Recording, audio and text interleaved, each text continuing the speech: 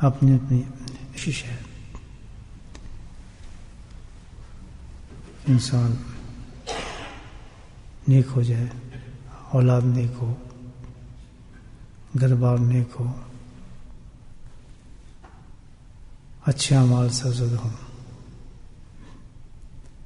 تو میرے بھائیوں، اس کا علاج تو ایک ہے، وہ ہی علاج ہے ان چیزوں کا کہ ہم نبی کریم صلی اللہ علیہ وسلم کی اتباع کریں۔ جب بندہ آپ صلی اللہ علیہ وسلم کی باتوں پر اتباع کرتا ہے، آپ کی باتوں پر چلتا ہے، تو خود بخود جو ہے انسان کو نیکی نصیب ہوتی ہے۔ اور جب آپ کی اتباع کو چھوڑتا ہے تو گناہوں کی طرف بڑھنا شروع ہو جاتا ہے۔ جن کو اللہ پاک ہدایت نہیں دیتا، ہدایت کو دور کر دیتا ہے، گناہوں کے اندر غرق ہو جاتے ہیں، ظلم پہ ظلم کر رہے ہوتے ہیں، وہ کون ہوتے ہیں؟ اللہ نے بتایا فَعْلَمُوا أَنَّمَا يَتَّبِعُونَ هَوَاهُمْ، یہ وہ لوگ ہیں جو اتباع نفس کی طرف چلے گئے ہیں، اپنی خواہشات کے غلام بن گئے ہیں، ہوائے نفس میں ڈوب چکے ہیں۔ وہ لوگ نفسانی خواہشات میں ضم ہو چکے ہیں، وہ لوگ من مانی زندگی گزارنے کے وہ لوگ عادی ہو چکے ہیں، اپنی پسند سے زندگی ان کی گزرتی ہے، اپنے من سے زندگی گزرتی ہے۔ نماز پڑھیں گے تو اپنی پسند سے پڑھیں گے، یہ پڑھ لیتے ہیں، یہ چھوڑ دیتے ہیں، اتنی پڑھ لیتے ہیں، اتنی آ جاتے ہیں۔ کوئی بھی عمل اگر دین کا کرنا چاہیں گے تو وہ کریں گے جس میں ان کو پسند ہوگا۔ حلوہ کھانے کی سنت تو بہت اچھی کریں گے، باقی سنتیں بہت پیچھے کریں گے۔ حلال گوشت کی تلاش میں سنت ادا کرنے کی تو پوری دنیا میں حلال چمچی اور کون کون سی مہریں تلاش کریں گے، اور ویسے حرام حلال کا پتہ ہی نہیں، کھاتے پیتے رہیں گے۔ سود کا کاروبار بھی ہوگا، حرام کاری بھی ہوں گی، لمبی لمبی دکانیں بھی ہوں گی، اور مسجد کو سلام بھی کر رہے ہوں گے۔ یہ زندگی ہے ہماری، یہ نہیں ہے۔ اس کو کیا کہا جاتا ہے؟ من مانی زندگی، کہ جو آپ کا خواہش کہہ دے اس پہ عمل کر لیں بس۔ حکم یہ ہے کہ نماز کا میرا حکم ہو رہا ہے تو اس وقت سب چیزوں کو بند کر دو، دکانوں کو بند کر دو، بیویوں کو چھوڑ دو، گھر بار کو چھوڑ دو، سب کچھ پیک کر دو۔ اس وقت کچھ بھی نہیں ہوگا اگر تم مجھ پہ بھروسہ رکھتا ہے۔ رزق میں نے دینا ہے، ایمان میں نے دینا ہے، صحت میں نے دینی ہے، پیسے میں نے دینے ہیں، بچے میں نے دینے ہیں، بیوی میں نے دینی ہے، حکم میرا ہے، چلا میرے پاس، سجدہ کرو مجھے بس۔ جس نے یہ کام کر لیا، اور جس نے کہا نہیں جی ضروری ہے جناب، رزق کمانا بہت ضروری ہے، کیا کریں جی، فلاں تجربے بڑی بڑی ہیں، نہیں جی ہمیں کام بھی کرنا ہے، بزنس میں جی اس وقت ہمارا یہ ہوتا ہے، کوئی ایکسکیوز نہیں۔ اللہ کا بندہ وہ بندہ ہے جس پر حکم آ گیا، 2 منٹ اپنے اپنے گریبان میں جھاگو، یہ زندگی ہے ہماری۔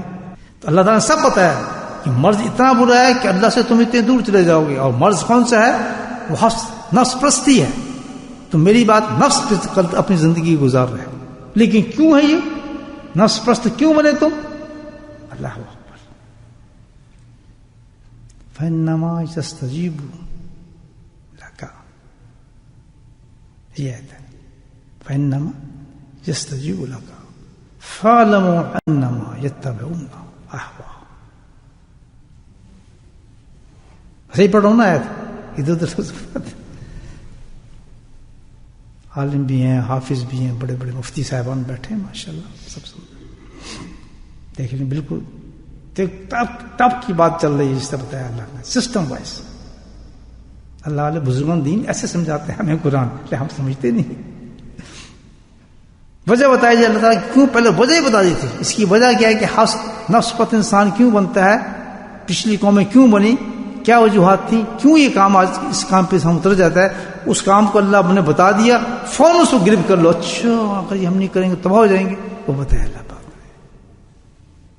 فَإِنَّمَا يَسْتَجِيبُ لَكَ، اس کی وجہ یہ ہے کہ جب تم اتباع رسول چھوڑ دو گے، سبحان اللہ، بولے سبحان اللہ، کہ جس وقت بندہ اتباع رسول چھوڑ دیتا ہے تو اتباع نفس پہ آ جاتا ہے.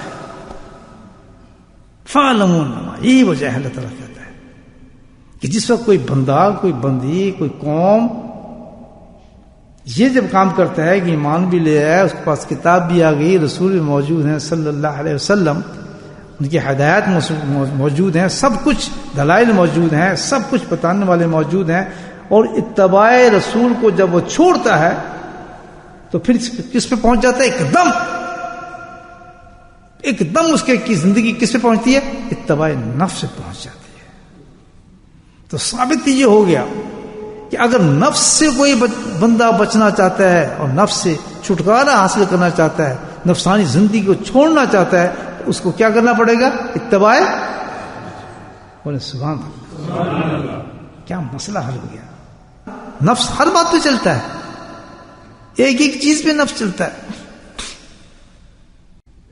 پوری زندگی ہر سانس پہ نفس چلتا ہے، وہ گائیڈ کرتا ہے ہمیں، ہر سانس پہ نفس گائیڈ کرتا ہے. صبح اٹھیں گے دو چیزیں آئیں گی، ایک طرف اتباع رسول آئے گا، ایک طرف نفس آئے گا، دونوں چیزیں گائیڈ کر رہی ہیں ہمیں. اب چوائس ہمارا ہوگا کہ ہم کس کو سلیکٹ کرتے ہیں.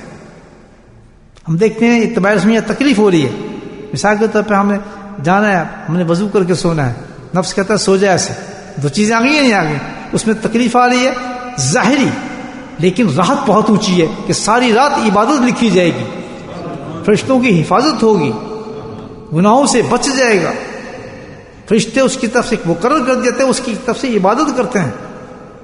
دیکھیں